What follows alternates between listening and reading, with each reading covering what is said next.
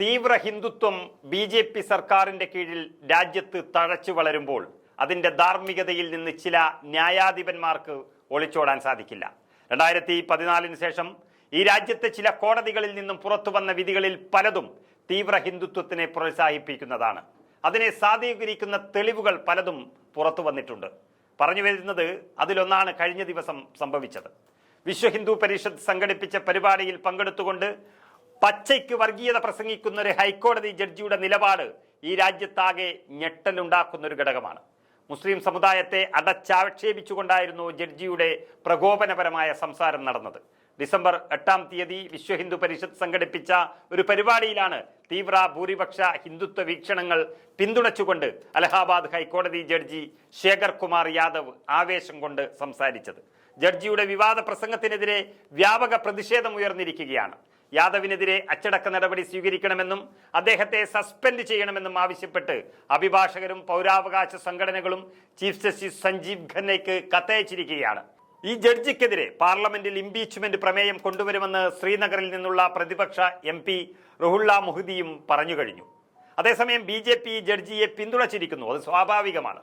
ഉത്തർപ്രദേശിലെ ബി.ജെ.പി. MLA-യും മുഖ്യമന്ത്രി ആദിത്യനാഥിന്റെ മാധ്യമ ഉപദേഷ്ടാവുമായ ശലഭ് ത്രിപാഠി യാദവിന്റെ തുറന്നു പറച്ചിലുകളെ വാഴ്ത്തി രംഗത്ത് വന്നിരിക്കുന്നു. ഇക്കഴിഞ്ഞ ഞായറാഴ്ച അലഹാബാദ് ഹൈക്കോടതിയിലെ ലൈബ്രറി ഹാളിൽ VHP സംഘടിപ്പിച്ച പരിപാടിയെ അഭിസംബോധന ചെയ്തുകൊണ്ടായിരുന്നു ജസ്റ്റിസ് യാദവ് ഹിന്ദുക്കളെ പ്രശംസിച്ചും മുസ്ലിങ്ങളെ നികൃഷ്ടരാക്കിയും കത്തിക്കയറി സംസാരിച്ചത്. ഭൂരിപക്ഷത്തിന്റെ ഇഷ്ടത്തിനനുസരിച്ച് മാത്രമേ ഇന്ത്യ പ്രവർത്തിക്കൂ എന്നായിരുന്നു യാദവ് അഭിപ്രായപ്പെട്ടത്. ഹിന്ദു ഐക്യം ആഹ്വാനം ചെയ്തുകൊണ്ട് ബി.ജെ.പി. സ്ഥിരമായി ഉയർത്തുന്ന പ്രകോപനപരമായ മുദ്രാവാക്യമുണ്ടല്ലോ, ഏക് രഹേംഗെ തോ സേബ് രഹേംഗെ ആണ് ഇതേ യാദവും മുഴക്കിയത്. 4 ഭാര്യമാരുള്ളവരും മുത്തലാഖും പോലുള്ള ആചാരങ്ങൾ പിന്തുടരുന്നവരാണ് മുസ്ലിങ്ങളെന്ന് പറഞ്ഞ് ഈ വിവാദ പദം ഉപയോഗിച്ച സമുദായങ്ങളെ ആക്ഷേപിച്ച യാദവ് മുസ്ലിങ്ങൾ രാജ്യത്തിന് അപകടമാണെന്നും കുറ്റപ്പെടുത്തുന്നുണ്ട് ഈ പ്രസംഗത്തിൽ. 34 മിനിറ്റ് നീണ്ട പ്രസംഗത്തിൽ യാദവ് മുസ്ലിം സമൂഹത്തിലെ ദുശ്ശീലങ്ങളാണ് പ്രധാനമായും എടുത്തു പറഞ്ഞത്. മുസ്ലിം കുട്ടികൾ അവരുടെ ചെറിയ പ്രായത്തിൽ തന്നെ മൃഗങ്ങളെ കൊല്ലുന്നത് പോലുള്ള അക്രമങ്ങൾ കണ്ടുവളരുന്നതിനാൽ അവർ സഹിഷ്ണുത ഉള്ളവരോ ഉദാരമതികളോ ആയിരിക്കുമെന്ന് കരുതരുത് എന്നാണ് ഒരു ജഡ്ജി വാദിച്ചത്. മുസ്ലിങ്ങളുമായി താരതമ്യപ്പെടുത്തുമ്പോൾ ഹിന്ദുക്കളെ ചെറുപ്പം മുതലേ ദയയെക്കുറിച്ച് പഠിപ്പിക്കുന്നുണ്ടെന്നും അതിനാൽ അവരുടെ കുട്ടികളിൽ അഹിംസയും സഹിഷ്ണുതയും വേരൂന്നിയിട്ടുണ്ടെന്നും ഈ ജഡ്ജി യാദവ് പറഞ്ഞു വയ്ക്കുന്നു. നേരത്തെയും വിവാദ നിരീക്ഷണങ്ങൾ നടത്തിയിട്ടുള്ള ജഡ്ജിയാണ് ശേഖർ കുമാർ യാദവ്. മുസ്ലിങ്ങളെയും ഹിന്ദുക്കളെയും താരതമ്യം ചെയ്തുകൊണ്ട് മുസ്ലിങ്ങളോട് നിഷേധാത്മക നിലപാട് സ്വീകരിക്കുന്നയാളാണ് ഈ ജഡ്ജി എന്നും എല്ലാവരും പറയുന്നു.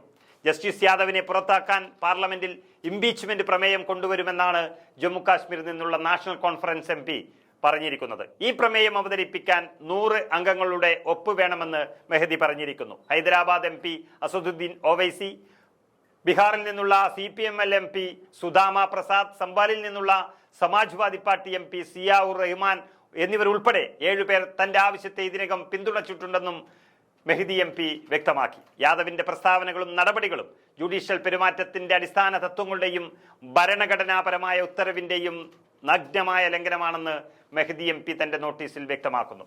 വിവാദ ജഡ്ജി ന്യായാധിപന്റെ പദവിയിൽ തുടരുന്നത് ഇന്ത്യൻ ജുഡീഷ്യറിയുടെ അഖണ്ഡതയ്ക്കും നിഷ്പക്ഷതയ്ക്കും മതനിരപേക്ഷതയ്ക്കും ഹാനികരമാണെന്നും നോട്ടീസിൽ വ്യക്തമാക്കുന്നു.